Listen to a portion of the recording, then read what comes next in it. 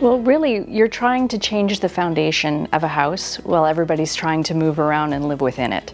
So it's very, very challenging when we have, 40 million people trying to function in society while these massive changes are trying to go on. And that is really, really important that we maintain the stability and the security of these systems while still delivering really quality and efficient service. And then from a digital point of view, we're seeing a society where everybody is used to having their entire world on their phone. They want everything fast, they want it now, they want it easy. We're used to just swipe and have everything at their fingertips. And yet we see government, that's the point where all of our most sensitive, critical, important things in our life, that's where government intersects with our life. And yet that's where all the legacy systems happen. That's where things are still a phone call. Things are spending hours on the phone on hold, talking to an agent, having to fill out a form, to mail things in, to not have things connected and speaking to each other, to having to call one service and fill out a form here and then call another service. And so it's really a time for a major modernization, but it's challenging because in order to get into those systems and make the changes, to have that speed of service, it means dismantling and changing and building something that underpins so many critical points of our society. And so really you're dealing with a part of our infrastructure that needs, a major rethink, needs a long-term strategy. It needs a lot of planning, but at a speed that keeps up with the pace of what technology is doing. And that's no small task. That's a very major lift for everybody, all Canadians that are involved in it.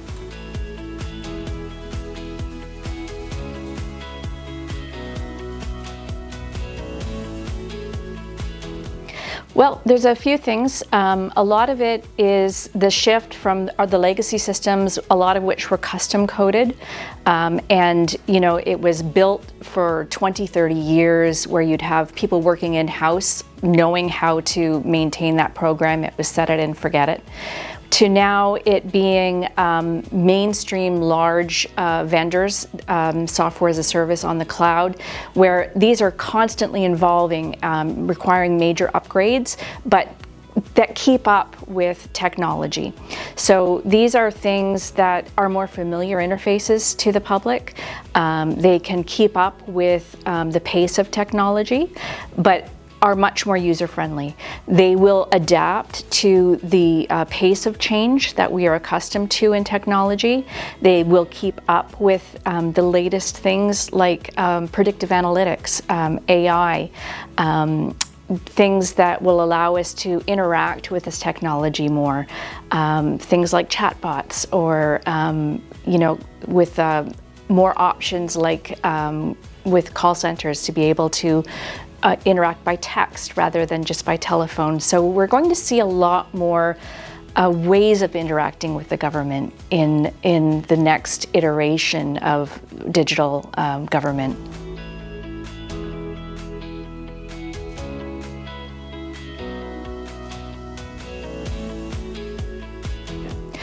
I think that one of the ways that we can really innovate is to really think together as Canadians, how do we envision a seamless experience for Canadians? How do we picture a world where we are thinking of the experience that all Canadians have? And that's really what CGI has been doing, is we've been getting out there and interviewing Canadians, and whether that's your average citizen, but also those with unique needs, whether it's Indigenous people or those with disabilities, and thinking about how they interact with technology and how are they experiencing it. And so designing a system that is meant to last and meant to serve the needs of Canadians. CGI has been around for 45 years. We are a proudly Canadian company, and we really, really work hard to meet the needs of Canadians. And that is what we aim to do, is to provide a digital environment that really responds to the needs of government, so those who work in government, making it a positive experience for the workers, but also the citizens that they serve. And I think innovation should take care of both needs. It should provide a positive working environment. It should provide the insights for those who are leading. So it should provide the analytics to derive policy. So if you're using AI, what kind of insights is it giving you? If you're a citizen, what kind of experience are you able to get on with your life and get back to doing what you need to do without frustration? Are you able to fill out a form once and it be where you need it to be? And so all of these experiences are really, really what we want to see innovation accomplish.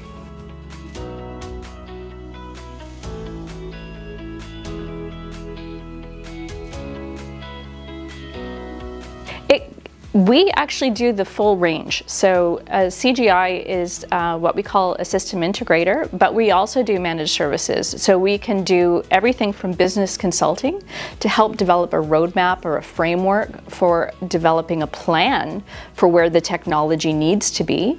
And so that can be helping government plan the next iteration of where the technology needs to bring them.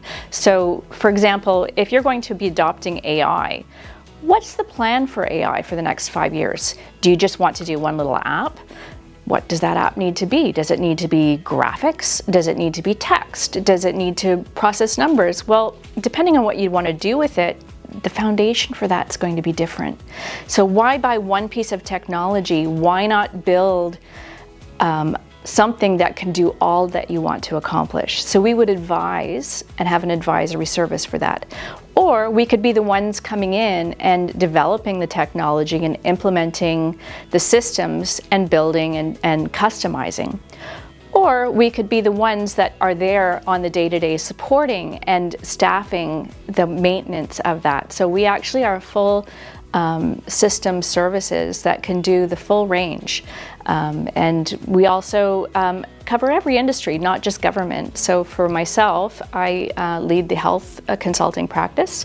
We have others that are involved in defense, space, employment services, all sorts of expertise. So we really are well diverse, and we bring in the knowledge from all of these different industries and bring that knowledge set in a very interoperable way to bring value added to government, because it's that knowledge that actually innovates what we do for government.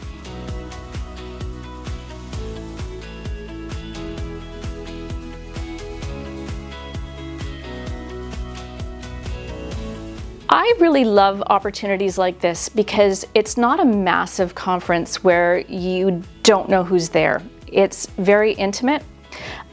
You're a few feet away from the speakers. You really can see eye to eye who's talking. You can then actually meet who's talking and really follow up on the points that they made, and really get to know what the issues are that matter to government.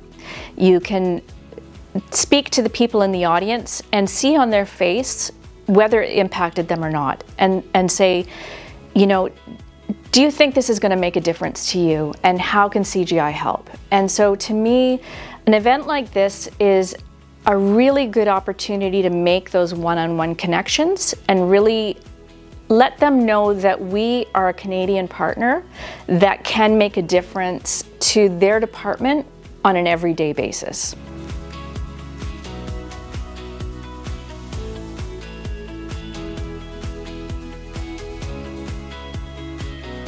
I think that it draws on people who are enthusiastic about changing the status quo in government. It brings out the best in our leadership in government. It helps you connect with that passion, and it helps you to bring together those minds to drive change. And if you are an organization that wants to assemble those minds in one room, this is the perfect forum to do that.